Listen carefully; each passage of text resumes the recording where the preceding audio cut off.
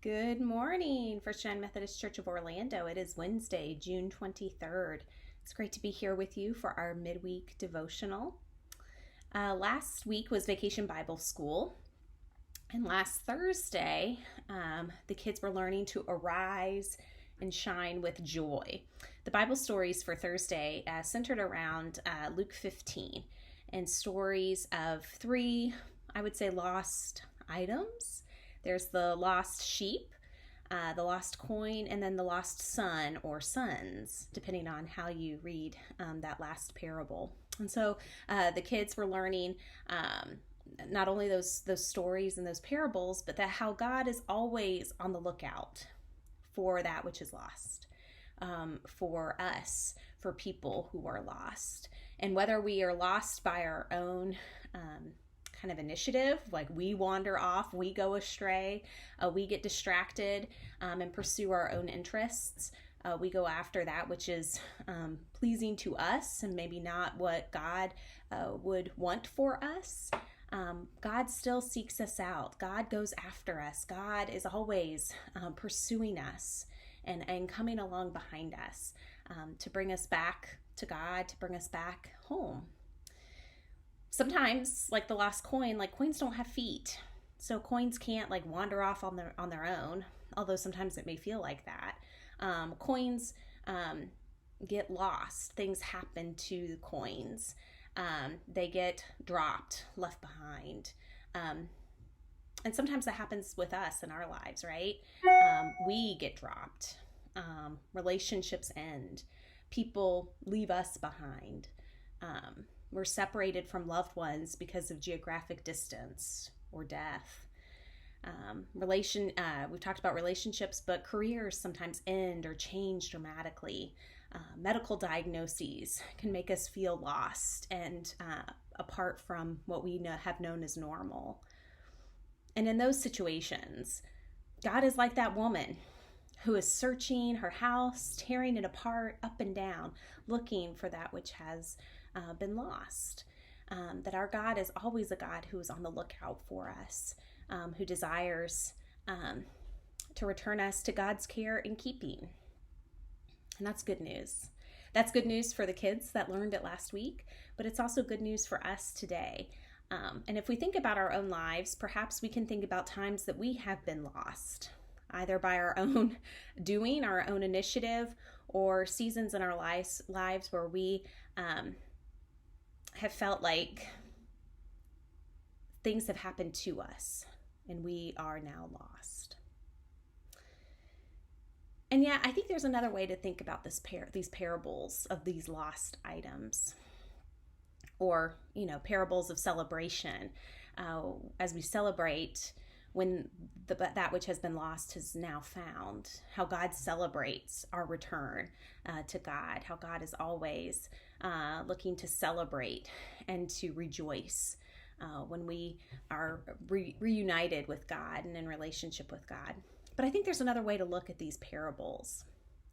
I think if you're watching this, if you're attending worship at a church, you're not lost right now. You're in some sort of way seeking to reconnect with God, to find your home with God again. And no matter what may have happened in your life, you're seeking to find God's way through it, whatever season of life you may find yourself in.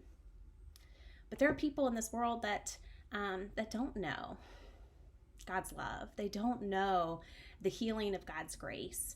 They don't know the peace that comes with relationship with God. It doesn't mean that God fixes all of our problems. It doesn't mean that God waves a magic wand and suddenly we don't have any more struggles or pain in this life.